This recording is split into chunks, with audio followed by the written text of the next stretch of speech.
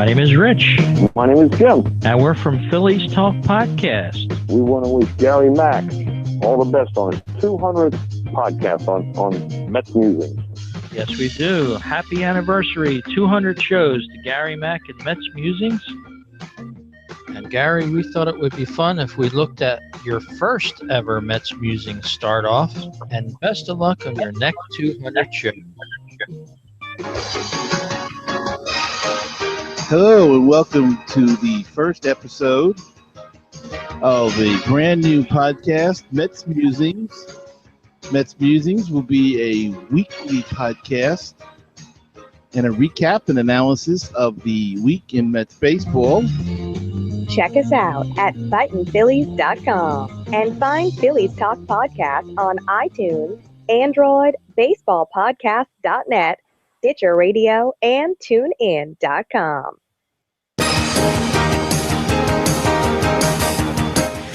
Now it's time for some New York Mets baseball talk. Here's Gary Mack bringing you the latest news and analysis from Mets Nation and the world of baseball on another edition of Mets Musings. And hello and welcome to episode number 200 of Mets Musings. It's been a long trip, but I want to thank Rich Baxter and Jim Mulray for that excellent introduction and how they found that first episode. I don't know. It was pretty bad, but hopefully I've improved since then. And we have guests tonight, and I'm excited about tonight's show. I didn't really prepare a lot of stuff, to be honest with you, but we're going to talk some Mets baseball and maybe some National League East baseball and just have some fun with this. But before I start, I want to play a voicemail that I got from my former co-host, Barry. You know, Barry and I started this 5 years ago, and did 97 episodes together, and then he decided that he was busy with other things, couldn't continue, so I continued on solo and did the show and had a lot of fun and met so many great people out there to talk baseball and Mets baseball especially, and it has just been a blast, and I'm still enjoying it. But Barry wanted to check in and say hello and talk about Mets injuries and whatnot. So let's see what Barry has to say. Hey, Gary, it's Barry, your former partner, checking in first and foremost to congratulate you on completing 200 podcasts. It's quite an achievement, especially during the last 100 or so without me. As I record this message, the Mets are about to play their 54th game, bringing them to the 1/11 mark in the season, and have a record of 29-24, putting them right at the 88 wins I predicted for them. The starting pitching, no surprise, has been solid with the return of Matt Harvey and the continuing emergence of Jake Brown, who now must be considered the staff's ace. I think the quick start Harvey had gave the Mets fans unrealistic expectations to him. Since the first year back from Tommy John surgery, usually 2 steps forward, 1 step back for all pitchers. However, putting DeGrom and Harvey with Thor and the amazing Bartolo Colon gives the Mets hope to contend all season, at least for a wild card position, and possibly even for the NL East title. As far as John East, I am at a loss. First thinking he is hurt, but seeing him still throwing 91 miles per hour, that does not appear to be the case. It is outside the box thinking, but it worked out for Bobby Jones and Steve Traxler years ago, so it might not be a bad idea to send these to the minors for a few weeks to get straightened out and insert Steven Matz in his rotation spot. The bullpen needs tweaking, despite, and this is something I've called for since 2013, the emergence of Jerry Familia as one of the best closers in the game. In my opinion, the Mets need Vic Black to return to the pen to handle the 8th inning. For the past 2 months, the averting is close, but as is the case with almost every Mets injury, it is much later rather than sooner. We have heard the same about Bobby Cornell, and as far as his return is concerned, the Mets need Vic Black to return to handle the 8th inning. My mistake going into the season was thinking the offense would be vastly improved, forgetting that players, especially corner outfielders who come to the Mets as big-name free agents, see their careers, if not go to die, end up on the extremely critical list. And now there is the David Wright spinal stenosis issue. This is a chronic condition, and epidurals, rest, and whatever else aside, unfortunately his career as an everyday productive third baseman is probably over. I believe the Mets should seriously consider re-signing Daniel Murphy and make him the everyday third baseman, his best or least bad defensive position. Open up second base to Dilson Herrera, use Ruru as the super sub, Al Weiss or Justin Turner type utility infielder. And with that configuration, and especially with Murphy off second base, leave Wilmer Flores at shortstop. First base and center fielder are in good hands, and as far as TDA is concerned, again, we keep hearing he is close to returning, but this is the Mets, so you know the return will be later rather than sooner, and can only hope this does not turn out to be a repeat of Ike Davis 2011 and or Jose Reyes 2009, when those listed day-to-day early season injuries ended up with both of them missing the entire season. Once again, Gary, congrats on episode number 2000, and let's go Mets. This is Barry, signing off, still calling for those 88 wins and a legit shot at a playoff appearance in 2015. And thanks, Barry, for checking in, and we're going to discuss some of those issues in just a few minutes. But before we get to that, let me bring in my guests. I got two guests here tonight, and one is Mac Aid, who writes a great blog, Mets.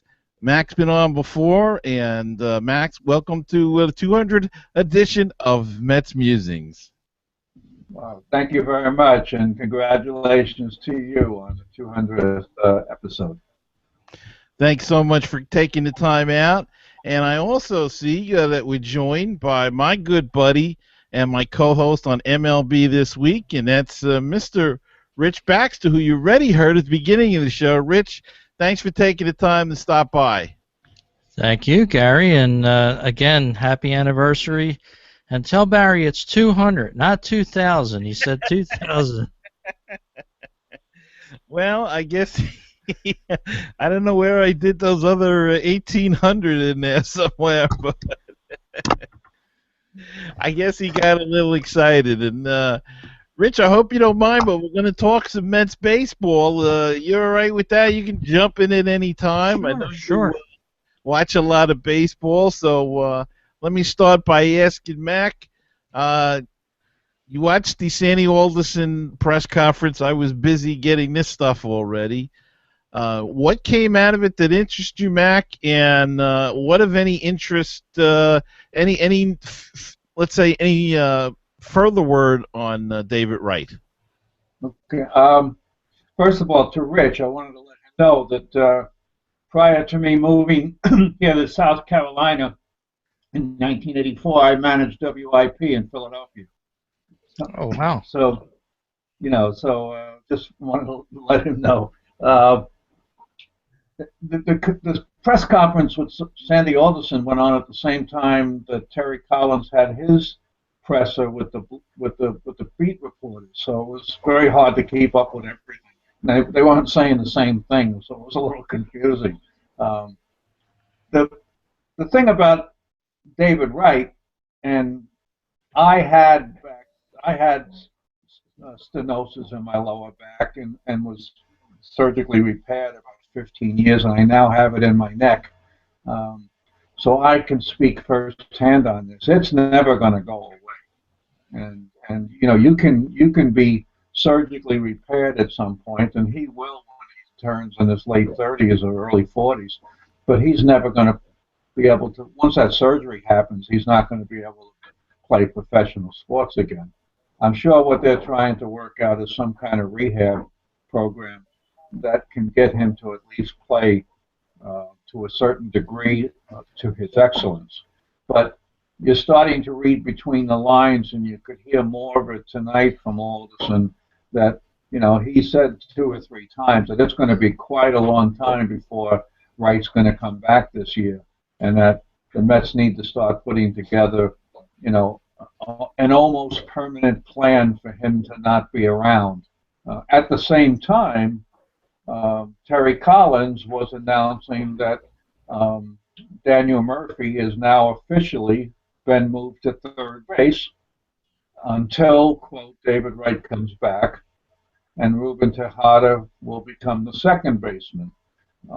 So it obviously they've done a fair amount of talking about this, and it's all predicated, I'm sure, on the health of Wright. So I don't think we're going to see much of David Wright anymore, and it's sad, but that's just he's not going to be, what we're used to seeing out of him, and it's not his fault. These things happen. One day you just have a bad back, and the next day you find out it's more than that. And it is genetic. Now, the fact that he's a professional athlete and in good shape and everything, is there any chance that he could come back in some capacity at all? Yeah, I believe I can only relate to this to how I played third base in fast pitch softball in Central Park, and I played basketball, and I played while I had stenosis in my back until my operation, but I suffered because of it, and I had to live with the fact that I had pain. So I never was gonna. I wasn't gonna. It's not something you're gonna cause more damage to. It's genetic. Think of it as calcium deposits or plaque growing inside of your canal.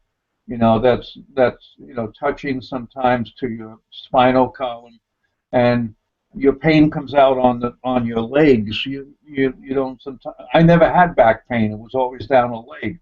So there'll be good days. There'll be bad days, and he'll go through various different therapies to make himself feel better.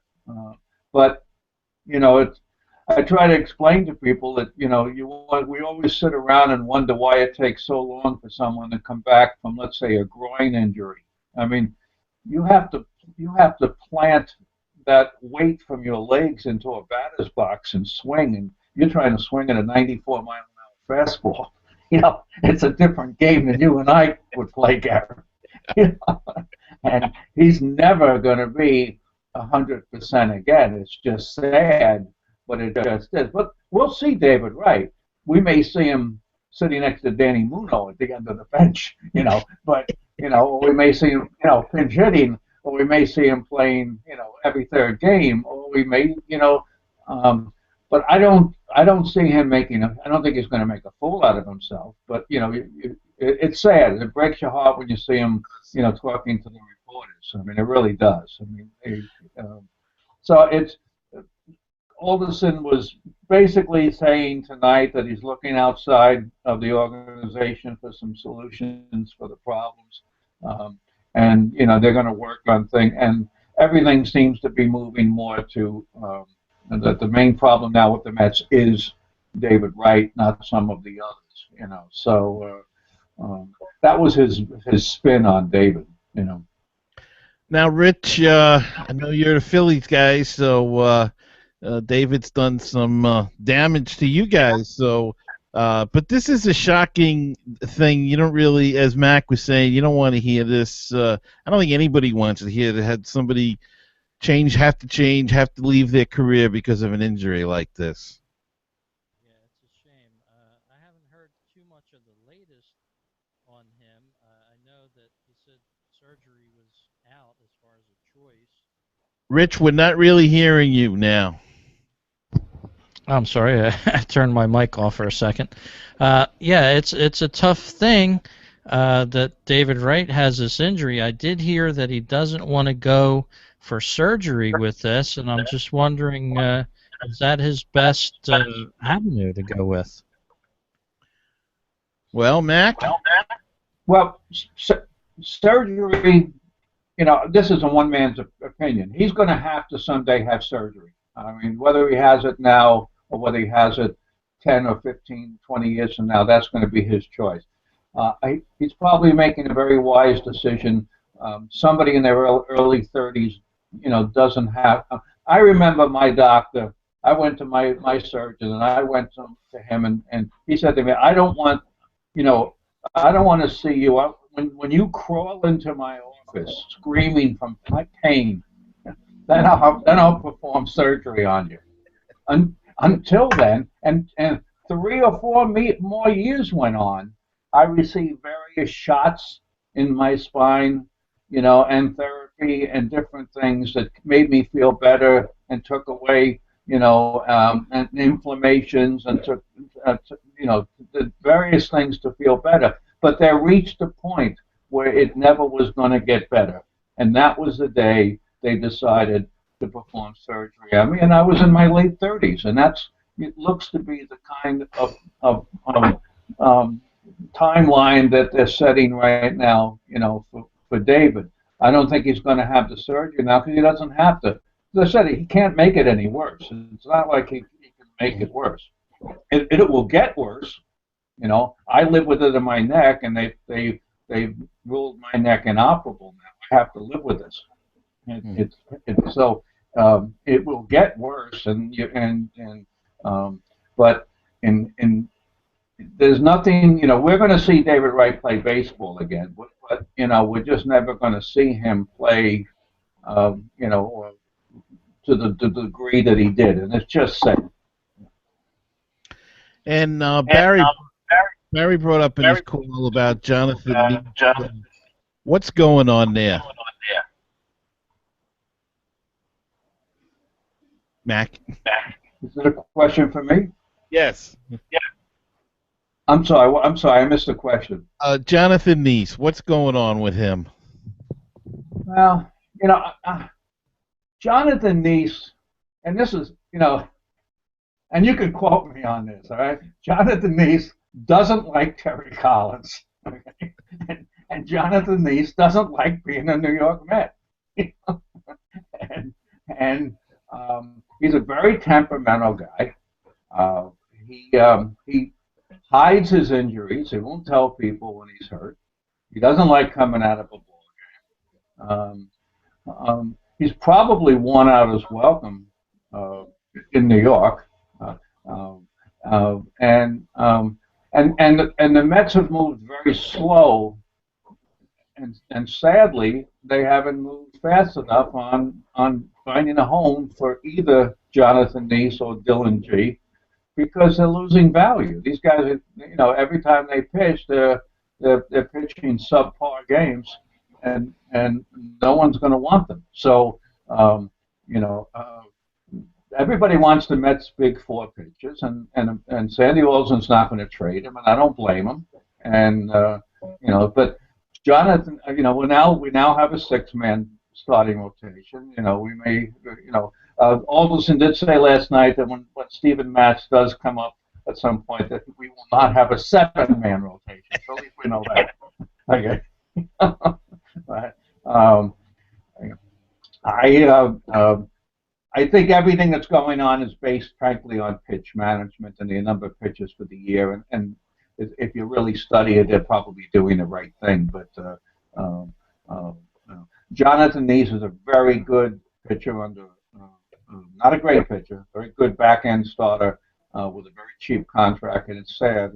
He should have been moved this time last year, and we could have got ourselves a good, good ball player for him. But it didn't happen.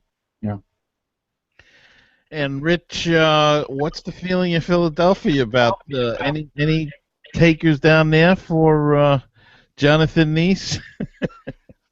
You never know. I mean, the Phillies are in need of pitching, and that leads me to my next comment about the Mets and the Phillies making trades. We haven't had a good trade together recently, the Mets and the Phillies. Of course, Jimmy Rollins went to the Dodgers in the offseason, but he also said that the Mets were his second choice, believe it or not. I wonder how he would have worked out for you in New York, Gary.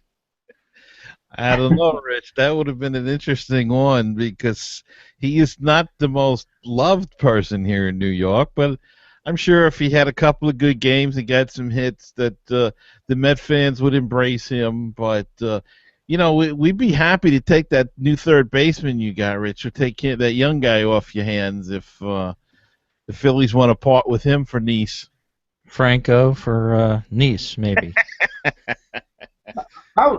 Frankly, I'll go even up. What's it, Ben Revere? I'll go even up in Nice right now. You don't want him. Yeah.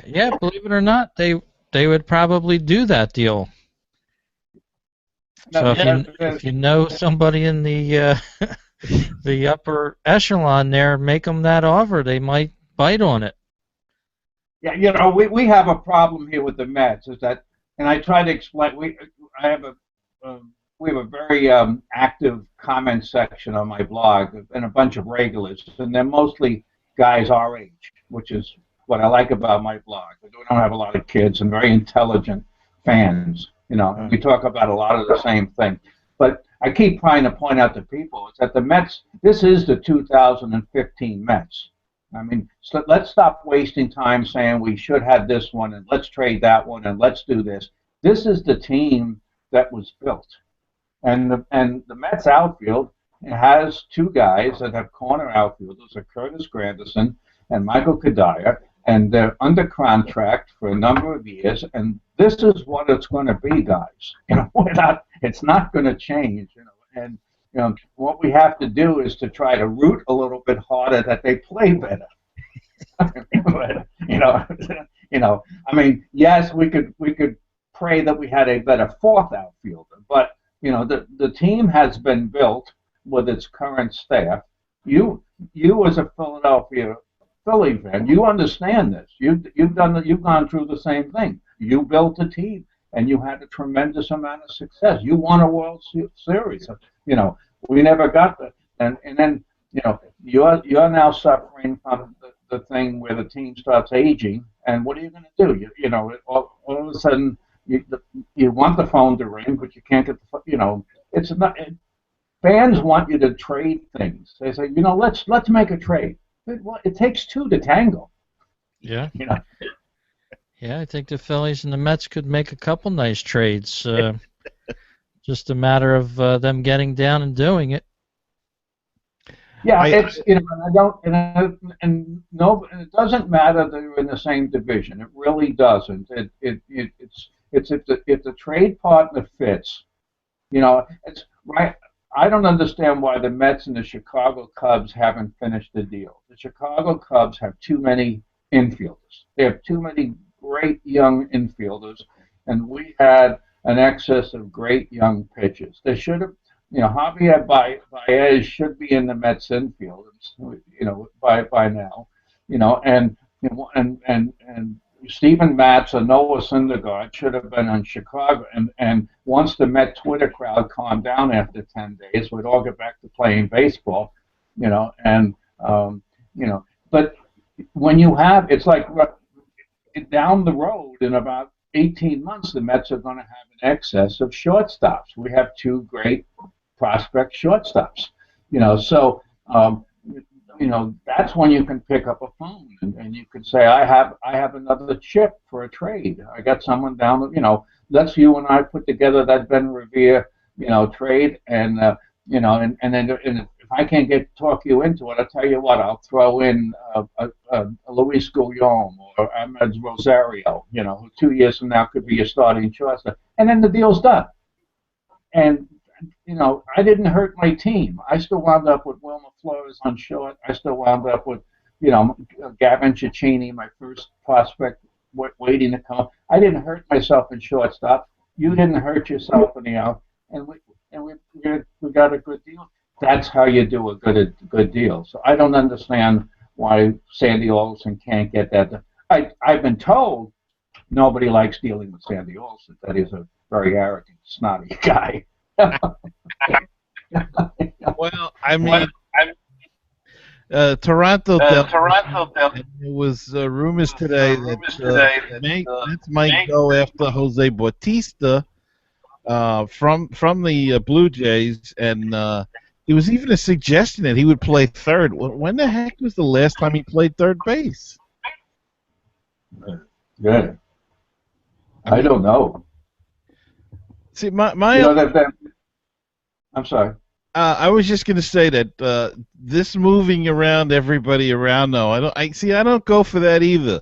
I think what they should have done is they should have went to Flores and just said to him, for the good of the team, we're going to move you to third base when Wright's not here, and put Tejada at shortstop, leave Murphy at second. He's there, he's comfortable.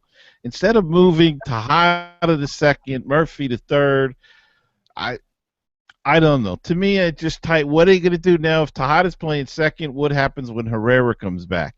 Do they platoon some way? It was even more bizarre today. Okay, Terry Collins said that Daniel Murphy came to him and said, "I want to change positions." He said, Ruben Tejada plays second base better than I do, and I can play third base better than Ruben Tejada. So let's change positions. So the Mets management didn't even make the decision. Play Daniel Murphy. So thank God we have management. So I think what they're trying to do. I have on my list of prospects for the Mets. My number one prospect on the Mets is Dilson Herrera. I've seen him play a number of times. I think he's going to be a great ball player, but I don't think he's ready. And you can rush some of these kids a little too quickly. I think they would like to send him back to the minors for the rest of this year, and solve their problems, elsewhere.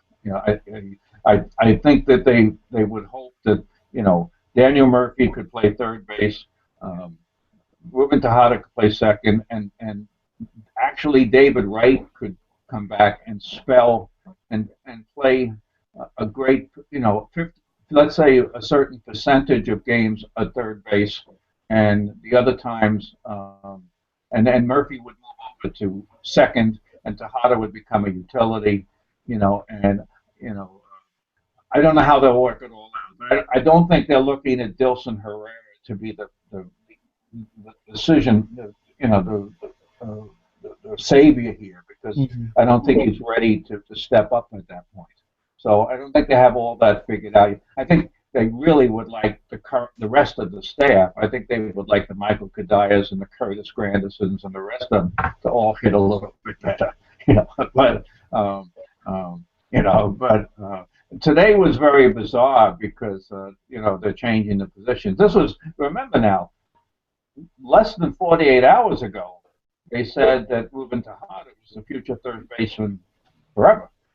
He was going to stay on third base, and he's there and he's wonderful, and he's going to be a third baseman until David Wright comes back. And now in less than 48 hours, he lost his job again.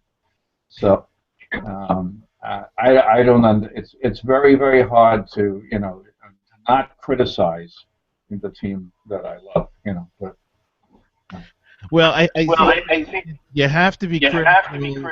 Just reaching the point of being totally negative to everything is what gets me, and you see a lot of that in the social media, and that's something I try to stay away from because I don't think it really adds to anything. But you have to be critical. I mean, they do some bonehead things. I think that's pretty clear. Sometimes I think they're too honest. You said that Sandy Olson's a bit arrogant, and I think that shows. Sometimes I think he should keep his mouth shut when he's in these press conferences. There's no need to let everybody know about other people, injuries and whatnot. And I think that sometimes what happens is that's why they get the medical team has this big knock on it. All the time. I mean, I've been in discussions with guys that think that they got the worst doctors in the world because the Wilpons are cheap.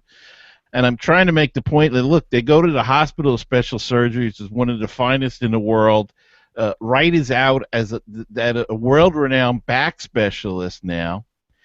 And, I think they know a little bit more than we do about these situations. And But I think these timetables that they put on things, I think, just stop already. Rich, would the Phillies do the same kind of thing, or?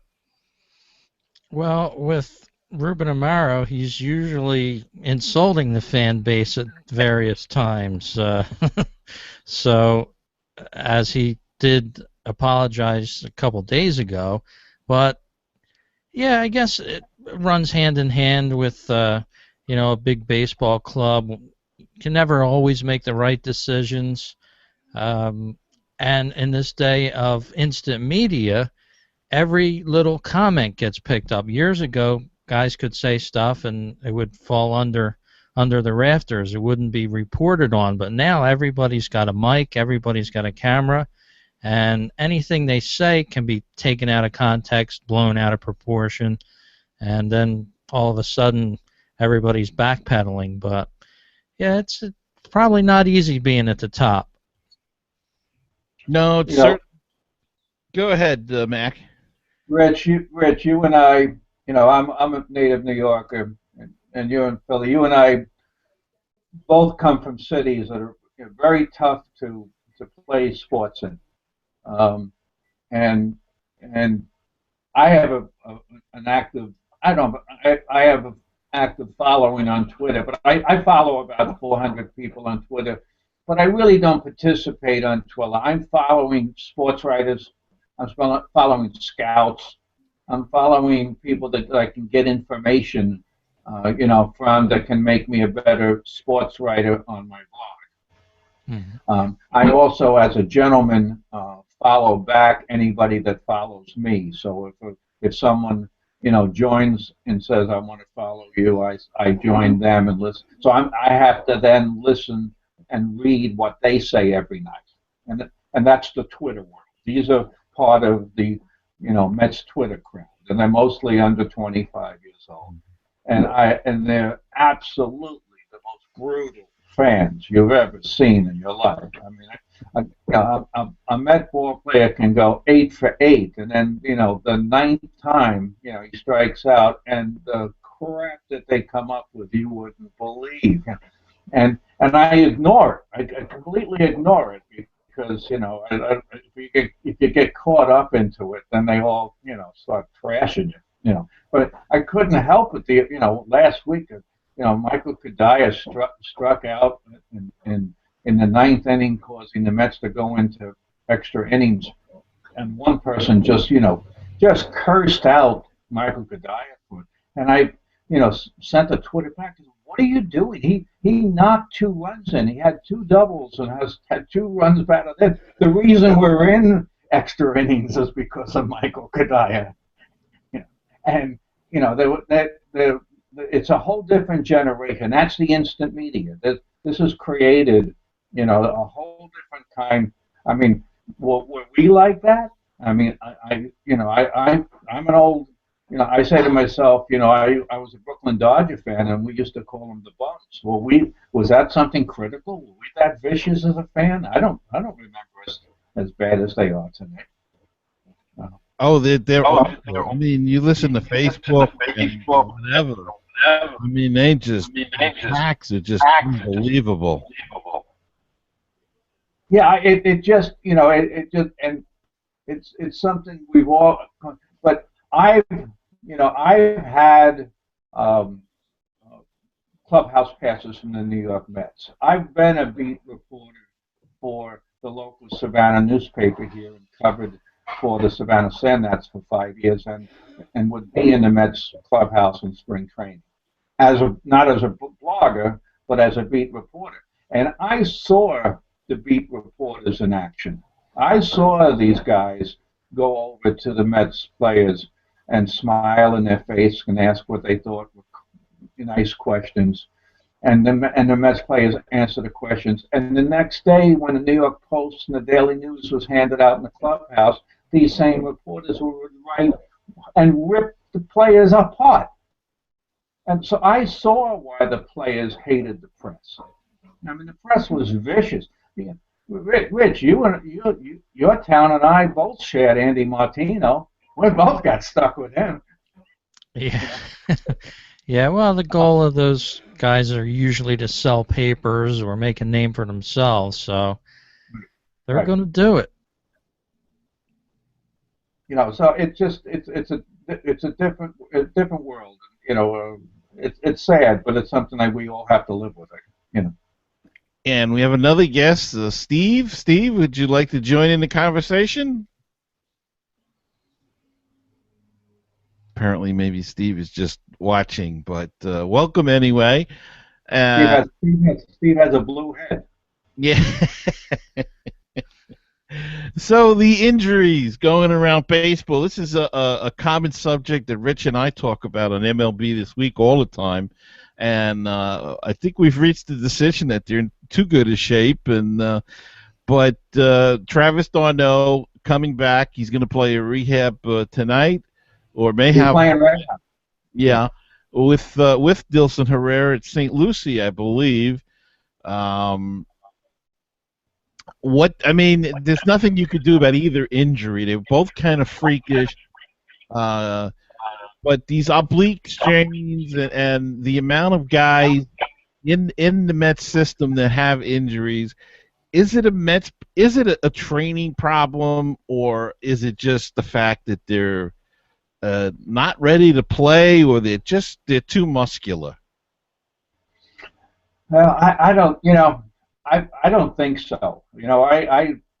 I think this has been a really bad year, and we've had some bad years, as you know. I mean, it's been 3 or 4 years that the DL list has been pretty long, but this year has been ridiculous. Mm-hmm. I mean, this really, was ridiculous. I think there's two issues here. I think when you talk disabled baseball players, you have to talk about pitchers, and you have to talk about other players. I think the pitchers are disabling themselves.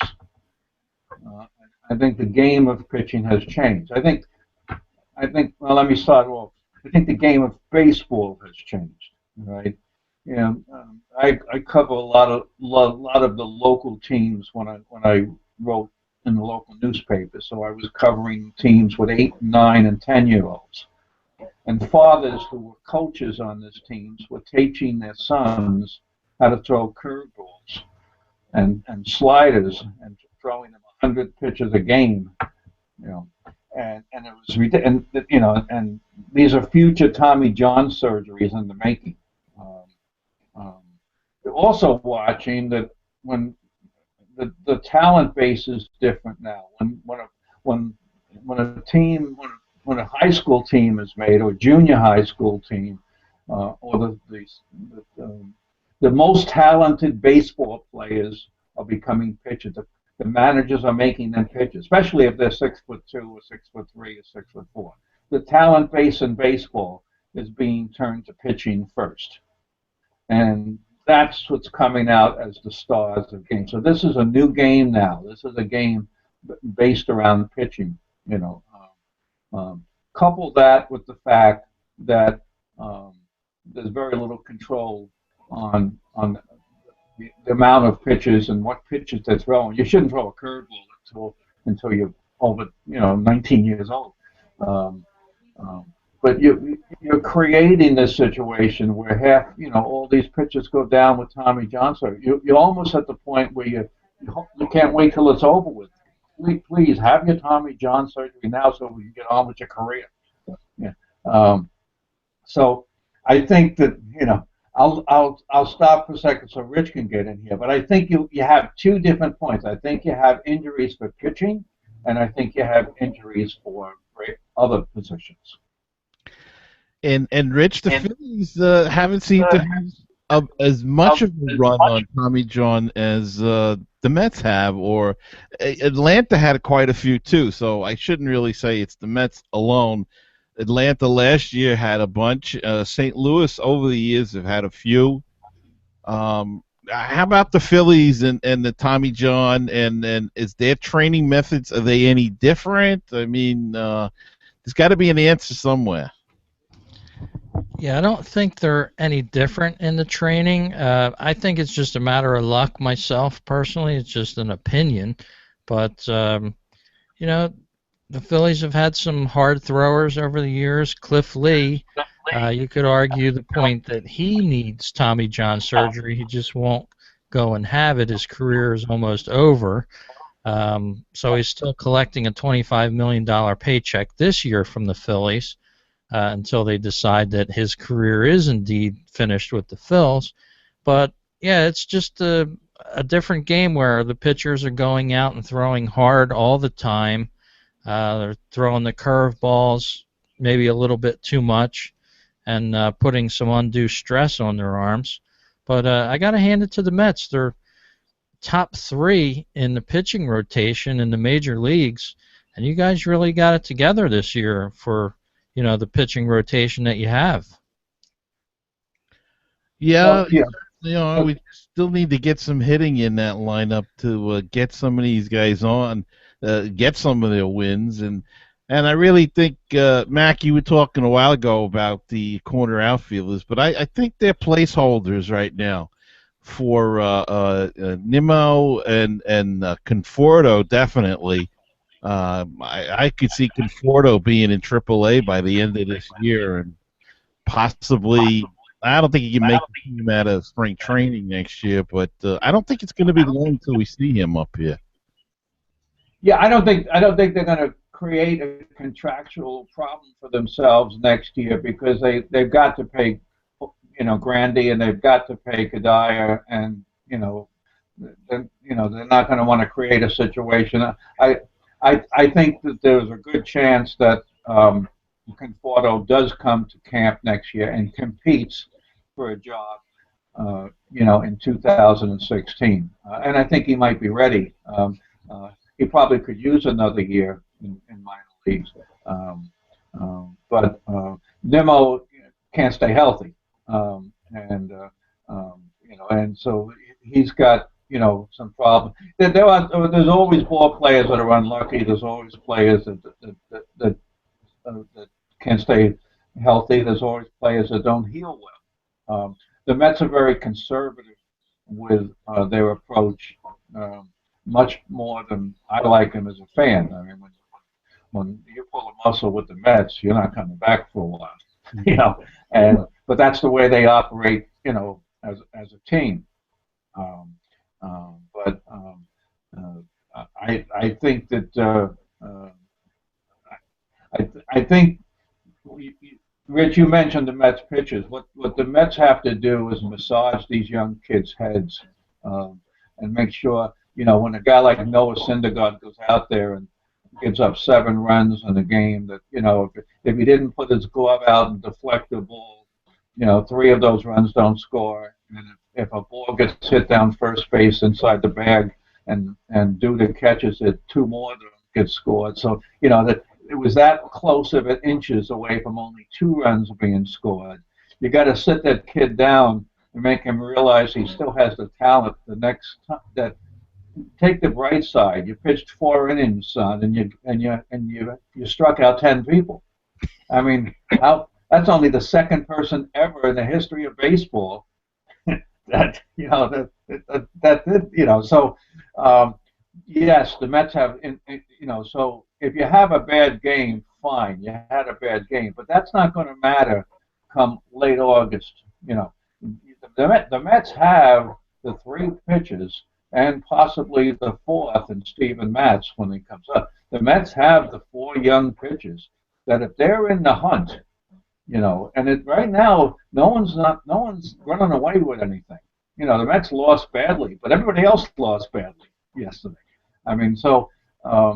The Mets are right there, and if they're in a hunt and they're 2 or 3 games away from a playoff slot, they have the pitching that can create that situation that they're going to give up less than 3 runs in the first 7 innings, and if they do that, and Henry Mejia comes back from suspension and becomes that 8th inning guy, and Juris Familia continues to pitch as a closer like he's pitching now, the Mets pitching can shut down, and that's how they won those 11 games in a row, by a decent starting pitcher giving up 3 runs a game and Jerry Blevins in the eighth, and Familia in the ninth, and you can do that, and that's how St. Louis has won a number of playoff games in the year, it just takes you don't have to have a tremendous amount of hitters, and we're not going to solve that, Gary, this year. We're not going to ever win another ball game 9-1. Okay, it's not going to happen, and no one's going to trade. No one's going to solve our problems through a trade, right? So you got to win games 4-3, and we have to win games with our pitching staff. Rich, you may have different problems. Your team has to figure out other ways, but we have to win our games with our pitching staff. We have to stop giving away 7 runs in one game. It's not up. Gary, you and I always talk about that we don't have enough offense. It wasn't our offense that cost us that series out in San Diego. It was Dylan G. Noah Syndergaard. So. And Rick, you've got some young guys that have come up and have been impressive. We talked about the guy at third base, Franco, and how is the former third baseman now the outfielder doing that they just brought back up? Cody Ashe's doing well in left field. He made a couple good catches in the last couple games, and yeah, I don't think anybody saw that coming as far as them moving Ashe out of third base and into the outfield. Before that, it was sort of a constant rotation in the outfield with a few different guys. But yeah, Franco's been a good surprise so far. He was expected to do well, but you never know how a player's going to do when he gets called up. He's had 2 home runs in the last couple games to help the Phillies tie up games and go ahead and win them. So yeah, I think so far he's paid a lot of dividends for the Phillies. And they were sort of short on having prospects coming out of the minor leagues. They had sold off many of their prospect stars over the past couple years. But yeah, he's been a good bright spot with this Phillies offense so far. I really liked him when they played against the Mets last week, and he really was good. Now, if you guys will stay for just hang on, I got a couple of announcements that I have to play here that I promised people I would play. So if you just stick with me and bear with me a few minutes, we'll get right back to the chat in just a few minutes. Hello, everybody. It's me, Mr. Brewtown of Brewtown Sports. Hey, congratulations to Gary Mack and MetsMusings for 200 episodes of the best podcast about the New York Mets on the internet, MetsMusings. Keep up the good work, Gary. I know the listeners want to hear 200 more. And what do you get a guy that's done 200 shows? With all the Mets news, it is the news from around the world and around the corner. Here's Gary Mack. This is Mike LeColant. I'm the Brooklyn Trolley blogger, and on behalf of my humble trolley, I'd like to congratulate Gary Mack on his 200th episode, of his podcast.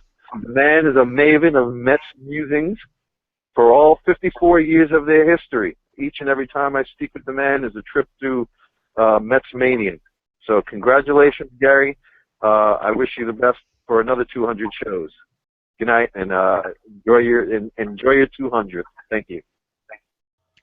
And I certainly will, and I want to thank Mr. Brewtown, of course, my very good friend, and the guy that's really helped me a lot in this when I got started. One of the first guests from out of town that I ever had on the show.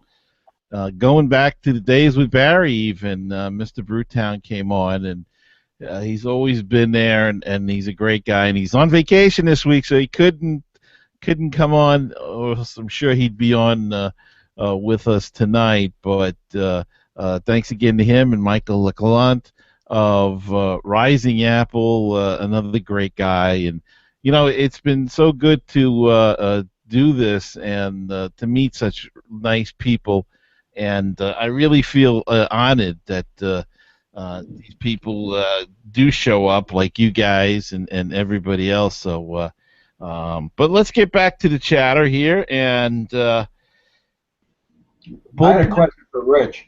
Oh, sure. Go ahead, Mac. Hey, Rich, is Dominic really a bust at this point? That's a good question. I think the Phillies are thinking maybe he is. I'd like to see the Phillies put a nice trade together for Dominic Brown. I'm wondering if many teams would be interested in him. Yeah, that's the problem. Like I was talking about with Jonathan Neese and Dylan G. There's a time that you trade people, and there's a time that you can pass. And you wonder about Brown. Did they lose that? Because there was a time he was red hot. I mean, there was a lot of people, that would have wanted a piece of him. And, I saw a name cross the waiver wire today. You remember the name Gary Brown? Do you ever remember that name? Yeah, he was the number one. San Diego, was he? He was San Francisco. He was the number one draft pick by San Francisco. He was the number one prospect for the Giants for a number of years, and it didn't happen. It just didn't happen. And he got designated by another team today, and off he went. And Dominic Brown, it seems like something went wrong there, and I don't know what it was. Well, he had an amazing run when he got a new batting coach in town in Philadelphia. They hired a special batting coach that helped him out tremendously, and he was credited with helping Brown find his swing. And that's when he went on that home run tear, whatever he was teaching him, telling him to keep his bat at a certain point or whatever he had told him. Apparently he forgot. The next season, he was just the same old Dominic Brown, so to speak, which wasn't the worst player in the world, but he certainly wasn't the guy that was named the National League Player of the Month and hit, I believe, about 25 home runs in a short span. But he won a Golden Glove, didn't he? I believe so. I'm not 100% sure about that, but he's got another negative thing going for him in Philadelphia anyway, is Scott Boras is his agent, and somehow the Phillies and Scott Boras just don't get along very well. Well, nobody gets along with Scott Boras. I knew a New York Met ball player very well that I'm not going to mention his name, and his agent was Scott Boras. And he told me, so when Scott Boras came to their house, he met with him and he met with his father, the father of the ball player. And he said, he turned to the father and he said, I want you to think of me like Johnny Cochran. He said, I don't care if you murdered, your wife. I don't want to know whether you did it or not. My job is to get you as much money as you can in baseball from whatever team. That's my job. I will tell you what to do, and I will tell you who to sign with. And if you sign that deal with me right now, that's what you're going to do. And that's how he handles it. Now, as an agent, that's what you want. But no team likes working with him at all. And he's turned away a lot. A lot of deals didn't happen because Scott Boras was the agent to a baseball player. Also, I think he's hurt a couple of guys, especially the last few years. I mean, look at Stephen Drew. He told him not to take that deal, and he's been a complete bust. And now it's probably the money he left on the table from Boston is ridiculous now, in hindsight. But Rafael Soriano, I think, just fired him, just let him go because he didn't get signed yet. I mean, it's great that he makes all this money for you, but if you're sitting on the sidelines waiting for a contract and nobody wants to deal with him, to me that sends out a red flag. If my kid is looking for an agent and it came down to him, I don't think I would take him. I really would try to talk my kid out of taking him because of these different things. He sometimes he is a pain to work with, and I think he goes for too much money. Yeah, I think that I think that you have to keep in control of your own future. I believe, isn't Matt Harvey's agent Scott Boras? Yes. But I guarantee you Matt Harvey controls that situation a little. I guarantee you he has a certain amount of, because that's the way he seems to be as a person. But you can't. I think I told you this story about Jose Reyes when all that was going on and speculation that Reyes was possibly going to leave the Mets. That spring training period prior to that, I happened to be down in the Mets camp, and outside the clubhouse. That was when I still would sneak a cigarette every once in a while, and I went outside the clubhouse and had a cigarette, and standing outside was Jose's brother and his entourage, and they didn't have clubhouse passes, so they had to wait outside. And we started talking, and I always found that with some people, if you just talk directly with them, they will answer the question back, and like a not regular person, And I turned to him and I said, you can't tell me your brother really is going to leave the New York Mets. I mean, come on, Jose Reyes Jose Reyes and David Wright are the New York Mets. You can't possibly think of leaving. And he said to me, listen, he said, we're going to go with where the money goes. And you have no idea what it's like growing up in the Dominican where we grew up, in the poverty that we grew up. And this is our one chance to make that kind of money for our entire family. And it made a lot of sense when he said that. And that's what you look at people in free agencies when they get to that point, 27, 28 years old. That's the last contract they're ever going to have a chance to make a great amount of money, Mm-hmm. And it's not going to matter to them where they play baseball the next 3 or 4 years. They're going to have 40 more years. They can build a house on the water anywhere they want, So the last place a lot of ball players want to play baseball is New York and Philadelphia. And the last place their agents recommend for them to play are New York and Philadelphia. Because they're tough towns. Mm-hmm. They're tough fans, it's tough press, and you don't have to. You can still get paid the same amount of money playing in Kansas City. Well, Seattle's Robinson Cano. Yeah.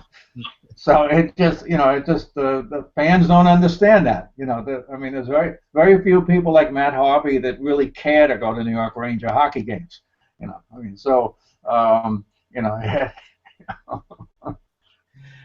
now you can get .com on the online.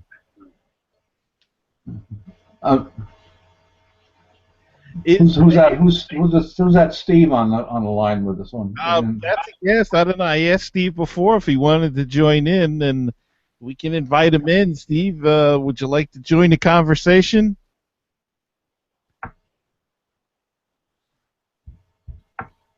I guess he's just watching and yeah, that's one of my readers. Oh, is he? Yeah. Well, listen, I'm going to run, guys. I wish Rich, very nice meeting you, and I'd love to do this again with with both of you, And good luck for the rest of the season, and I'm sure you guys are going to put together some deals and wind up with about 12 prospects by the end of the trading season. You're going to have a whole different team by the end of the season. Thank you, Mac. And where again can we find you on the internet, on Twitter and your website? I'm on maxmets.blogspot.com. Super. Or you can just Google Max Mets and follow the way, and then drop a comment, and then I can my email address is maxmets@gmail.com.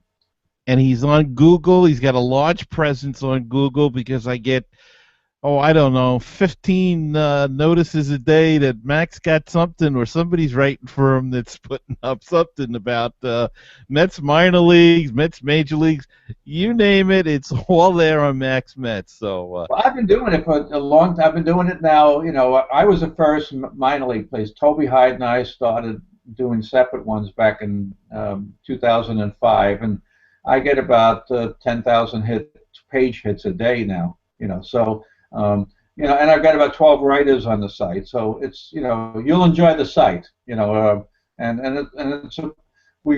handle it professionally. We have a lot of original material. But guys, you have a good night. Okay. and Mac, thanks so much for coming on tonight. I really appreciate it. Okay, and congratulations again. Thank you so much. Mac Gade, Max Mets is the website. Everybody go check them out. Rich, I've got one more voicemail that we have to sit through, and it's from the great Daniel Weiss, a good friend of mine, and he talks about a topic that we talked about, oddly enough, and I think we have another convert to the non-NLDH side. So let's play what Daniel had to say, and we'll discuss it in a few minutes. Hey, Gary, it's Daniel Weiss of Brooklyn Baseball Banter, and I have to say, having been at the game where Syndergaard went 3 for 3, including a home run, just to yet again prove our point about the fact that we don't need the DH. And if he didn't get a cheap home run, we don't have cheap home runs at Citi Field. He hit it at deep left center. That was a deep shot into the Party City party deck, and I have to say it was a beautiful shot. So I agree with you 100%. No need for the DH. I don't even like when I go to a Cyclones game and they play the affiliate of the St. Louis Cardinals. I have to deal with the DH. The only thing I do like about the DH is it makes them scoring a baseball game slightly easier, but I do love having to figure out what double switch was made. So, Daniel's in our camp, I think, Rich. He was before. He's not a fan of the DH, and we've discussed this probably ad nauseum, but they still say it's coming. Yeah, we're both not big fans of that, that's for sure. So, the Phillies, are they happy right now that they're getting some production at some of the young guys, or are the fans still up in arms? I think it's about 50-50. Some of the younger guys are contributing to the team, but the success is very limited. They're still in last place. They'll probably be in last place. They're picked to finish close to worst in Major League, the whole league, actually. So that's saying something about a team, regardless of you've got some old seasoned veterans and some new young players on the team, but they just can't make it happen. So it's about 50-50. Some are still optimistic fan-wise. They're still buying tickets, still going to the games. And the other half are, couldn't be bothered with it. But, try to pick the good out of things if you can. Yeah, and I always say when a team is going bad, the one good thing is that you can get plenty of tickets and get your choice of seats. And if you just want to get to a ball game and enjoy the green grass and the outdoors, it's when they're losing is probably the best time to do it. Yeah, I'm looking at the fangraphs.com here, and my fun for the rest of the season will be seeing how the Mets play the Nationals. It looks like they're predicted to go right down to the wire this year from what I'm looking at. They have projections out for the 2015 season. They have the Nationals at 91 wins and the Mets at 84. So you give or take a few of those games, you could have an interesting race coming down to the wire this year. Yeah, and I'm still going to maintain that the Nationals are in a bit of a problem. I think they have Strasburg's on the DL now. They've lost Worth, who I think is the heart and soul of the franchise. They've lost him till August, and they just got Rendon back today. but I think they can be had. They're not. They had that hot streak, got back into the race, overtook the Mets. But look, the Mets dropped 2 out of the. I'm sorry, they dropped 4 out of the last 6, and they're still a half a game out of first place because Washington was doing the same thing. So I think there's a race there to be had in the NL East, and I think the Mets have just got to stay close and hang in there, and who knows what could happen when guys start getting healthy and come back. That's true. A lot of good things can happen. I just read a Mets story tonight. I don't know if you saw this one, Gary. Mike Piazza, old ex-Met and L.A. Dodger, thinking about buying an Italian soccer team. Well, the Yankees bought a football team and moved them to New York. Well, started one, I should say a soccer team. They call it football. And so who knows? He's got that kind of money. You know, he made his father made plenty of money in investments in shopping centers and whatnot, and so you know he was the Italian hitting coach in the World Baseball Classic and stuff. So I guess why not take it to the next step and be a club owner? Mets Hall of Famer and maybe a future Hall of Famer for that matter. Well, let's hope we're making that announcement this January. That certainly would be good for a January edition of Mets Musings and a January edition of MLBThisWeek.com. So, Rich, I think we're going to put a wrap on this show, and I want to thank you so much. And I don't know if you want to stick around. I got a long list of people to thank, and but if you don't want to stick around, I understand. But thanks so much for coming on tonight. It means a lot to me, and I really appreciate it. And why don't you tell the people where they can find you? And thank you very much, Gary. You can find me at fightinphillies.com. You can also find the podcast there. It's called Phillies Talk, a good companion to the Mets podcast here with Mets Musings. Give you some views on the Phillies if you ever want to tune in. And Gary, congratulations again, and hopefully you'll have another couple hundred shows at a minimum. I hope so. I hope to keep going until I can no longer go. And for those that don't know, Rich he started BaseballTalkRadio.com, BaseballPodcast.net, and which this show is on, as well as Fighting Phillies is on. And it's just a great network full of terrific baseball podcasts. So please go check it out. There's a whole potpourri of baseball there, from San Francisco to Los Angeles to New York to Philadelphia, Atlanta, to Japan, to Canada, and to Fantasy League. Anything as you want is there. Rich is the man that's responsible for it, and he got me on there, and I'm so thankful for that. And Rich, again, thank you for coming on tonight. Thank you, Gary, and let's go Mets. Okay, and I'll talk to you soon this weekend. And I think that's going to about do it. But before I go, I want to thank a number of people who have been on the show or supported the show over these 5 years that we've been doing it, and 200 episodes. And, of course, got to start with my former co-host and good friend Barry.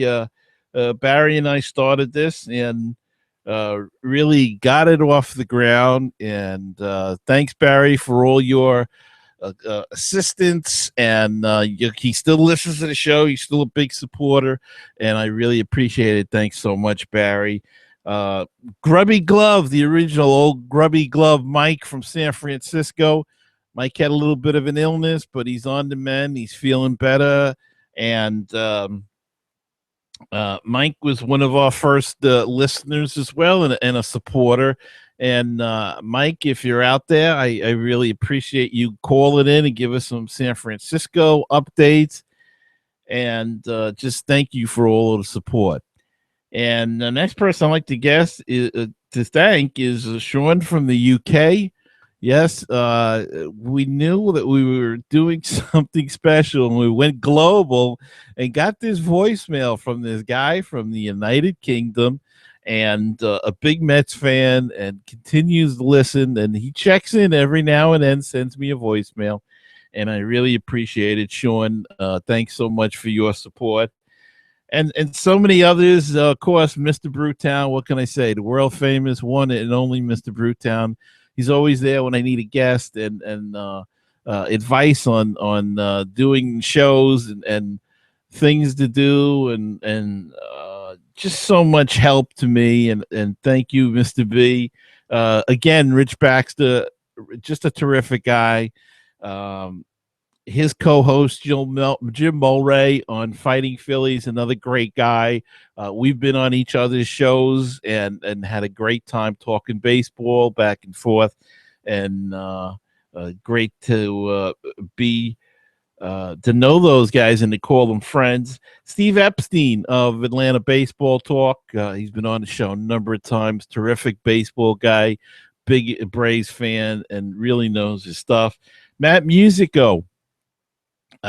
Matt's with DraftKings now, but he was with Rising Apple, a number of others. Terrific guest.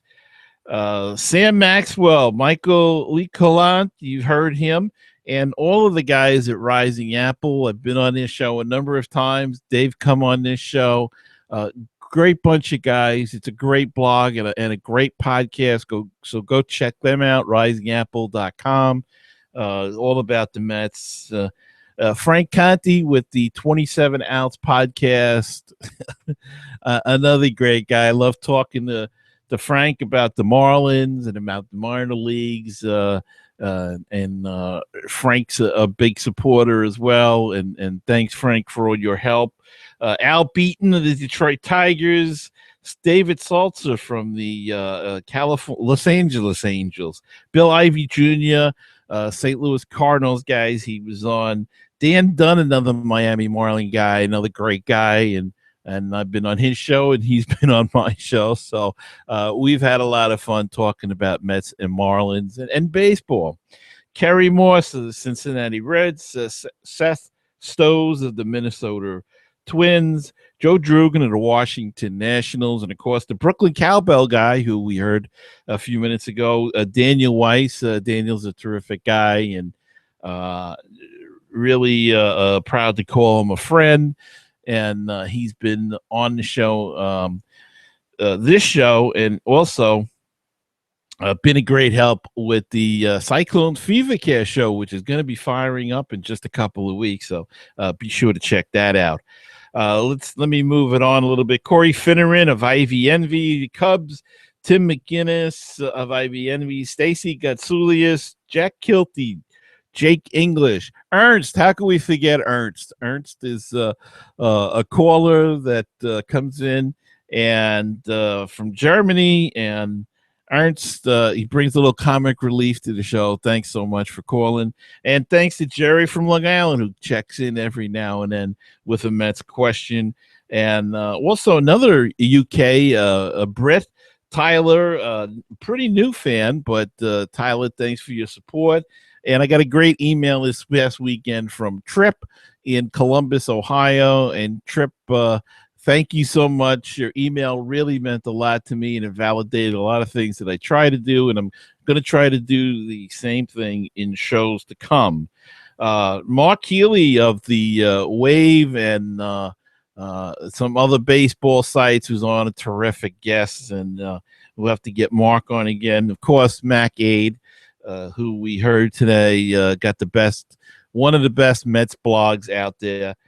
Keith Olbermann, and I'm thanking Keith because when we had the big ban, the iTunes ban of 2014, he actually mentioned me on his show, so I had to get him on here. Christy Ackert, the beat writer for the Mets on the Daily News, for the Daily News. Michael Gary, author of Game of My Life, New York Mets. Charles Vassalero, who was on last week with his At the Ballpark companion book, which made its money. He had a successful Kickstarter campaign, let me say, and Should be getting that book out soon. To the ballparks, and I hope it's a big hit for him. And the great Frank Nappi, author of the Mickey Tussler series, The Legend of Mickey Tussler, sophomore campaign, with a new book coming out 2016. He's been on the show, and he's a great guest and a terrific guy. And good luck with that. And he'll be on again when that new book comes out. So thanks, Frank, for all your support as well. And finally, Ed Hearn and Craig Swan, two ex-ball players that were on the show. Terrific interviews, and really enjoyed talking to them.